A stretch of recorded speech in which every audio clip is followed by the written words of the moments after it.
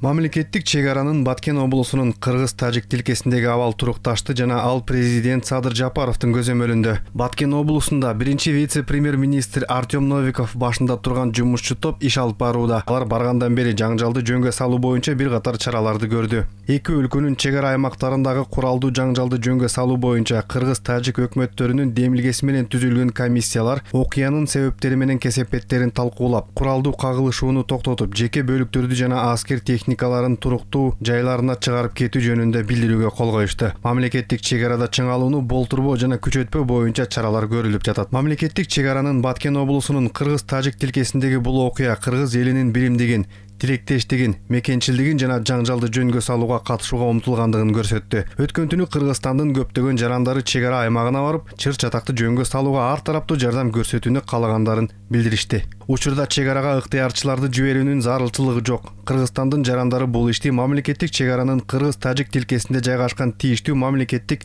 органдарга тапшыруусу керек. Чыңалуунун очогу жоюлду. Кырдаал сүйлөшүүлөрдүн жүрүшүндө жөнгө салынды. Өкмөттүн жумушчу тобу өз ишин улантып жатат. Бардык жардамдар, дары-дармек, азык-түлүктөр Баткен облусуна токтоосуз жеткирилүүдө.